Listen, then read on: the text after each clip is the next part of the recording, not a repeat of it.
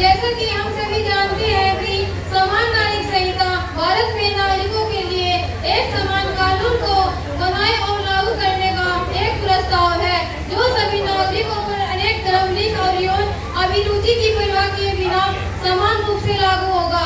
वर्तमान में विभिन्न समुदाय के व्यक्तिगत कानून अनेक धार्मिक ग्रंथों द्वारा शासित होते हैं। संविधान के आर्टिकल 44 में सभी नागरिकों पे समान कानून लागू करने की बात कही गई है, लेकिन फिर भी भारत में अब तक इसे लागू नहीं किया जा सका।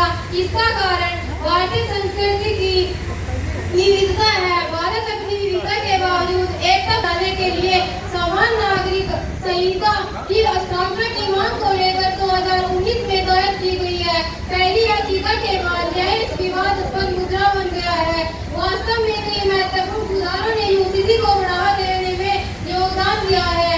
अभिभावक, निर्णायक मंडल और सभी अतिथिगण जो इस सभागार में उपस्थित हैं, हमारे बड़े भाई साहब मेरा परिचय दे चुके हैं। मैं गवर्नमेंट डिग्री कॉलेज, आपके लाला कृष्ण गवर्नमेंट डिग्री कॉलेज में असिस्टेंट प्रोफेसर के पद पर हूँ। आज का जो विषय रहा ये बड़ा ही जटिल विषय रहा। इसमें काफी उठापटक, ऐसा नहीं है कि ये आज ही ये टॉपिक जो है डिस्कस किया गया है। ये हमारे पहली लोकसभा या संसद में कहे तो उसमें भी ये डिस्कस हो चुका है। यूसीसी आप लोग सब बता चुके हैं क्या है। मेन इसमें जो है 3 चीज जो सामने आई है, एक तो शादी, दूसरा तलाक और तीसरा है बच्चों को गोद लेने वाला। और उससे अलग तो तमाम हमारे फैशन है, हमारी भावनाएं हैं, हमारी संस्कृति है, हमारी कल्चर है, ये सारे के सारे उससे अटैच होते हैं। अब बात आती है कि यूनिफॉर्म सिविल कोड को पास कैसे करें, कैसे सभी की भावनाओं को एक करके इसको पारित किया जाए। ये काम आता है हम सभी देशवासियों पे, क्योंकि भारत में तमाम विविधताओं के बाद ये हमारा एक राष्ट्र है, तो इसके अंदर जरूर कुछ खामियां हैं, जरूर कुछ खूबियां हैं। भारत में तमाम, या तो हम 4 धर्म को समझ लीजिए, जो हिंदू है, मुस्लिम है, सिख, ईसाई, इससे अलग यहूदी भी हैं, जैन भी हैं, पारसी भी हैं, कई धर्म हैं। उनकी अपनी अपनी संस्कृति है, उनके अपने ढंग हैं, पहनावे हैं, खान पान है, रीति रिवाज हैं। उन सबको एक करना गवर्नमेंट के लिए ये चैलेंज तो है, लेकिन ऐसा नहीं है। मैं अगर बात करूं तो आप किसी भी धर्म की बात कर लें, कोई भी धर्म ये नहीं कह सकता कि हमारे धर्म में ये बुराई है। सभी अपने धर्म को बेस्ट बताएंगे, बढ़िया बताएंगे।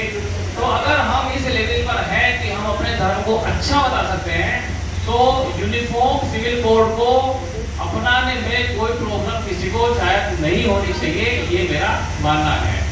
और अगर कहीं पर कोई दिक्कतें हैं, किसी भी कोई जैसे विभिन्नताएं तो हैं हमारे देश में, तो ये जिम्मेदारी आती है समस्त स्टेक होल्डर्स पर, इंस्टीट्यूट्स पर, पॉलिटिक्स पे, समाज के एनजीओ पर, समाज के समस्त वो व्यक्ति जो ये समझते हैं कि ये हमारी जिम्मेदारी है।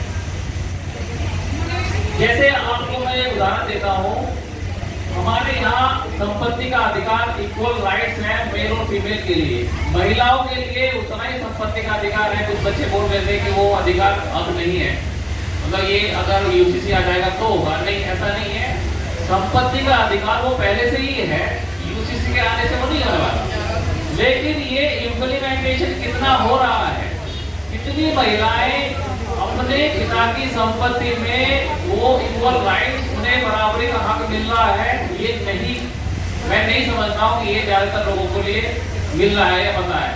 या मैं ये कहूँ कि अगर किसी महिला ने अपने पापा की संपत्ति में हक मांग लिया, तो इसमें मैं भी हो सकता हूँ, तो उस महिला के लिए ये चैलेंज मैं हकीकत बता रहा हूँ। उस महिला के लिए आगे का जीवन जीना और फिर फैमिली के साथ रहना मुश्किल है, क्योंकि उसको ये समझा जाता है कि इसने अपने अधिकार मांग कैसे लिया, उसने पापा की संपत्ति में इक्वल मांग कैसे लिया। ये बात ना तो भाई को अच्छी लगने वाली है और ना ही ये पापा को अच्छी नहीं लगने वाली है। और सबसे बड़ी बात, ये बात मम्मी को अच्छी नहीं लगने वाली कि इस लड़की ने हमारे संपत्ति का अधिकार मांग कैसे लिया। तो ये संपत्ति का अधिकार तो है, और इसमें शायद ये कुछ पुरुषों को बुरी लग सकती है, लेकिन बात ये हकीकत वाली बात कर रहा हूँ मैं कि ये हकीकत है। इस लेवल पर आप अगर ग्रासरूट लेवल पर देखेंगे तो संपत्ति का बंटवारा इक्वल नहीं रहा, ठीक है। तो ये जो यूसीसी है इसमें ये पॉइंट भी है कि इसको हम कम से कम इम्प्लीमेंट तो करें।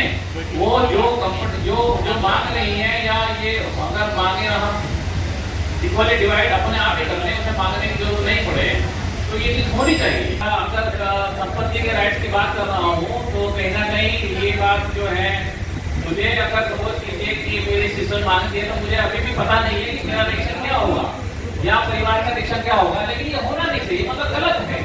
ये इक्वल राइट जो है मिलने चाहिए। और जब भी अगर हम अपने ध्यान में इस वाली बात को एक्सेप्ट नहीं कर सकते तो हम यूसीसी को एक्सेप्ट नहीं करने वाले हैं। कम से कम एटलीस्ट हम इस चीज को तो एक्सेप्ट करें कि भाई ये चीज हमारे साथ जो है नहीं होनी चाहिए, कि ये हमारी सिस्टर है, वो एक फैमिली का अंग है।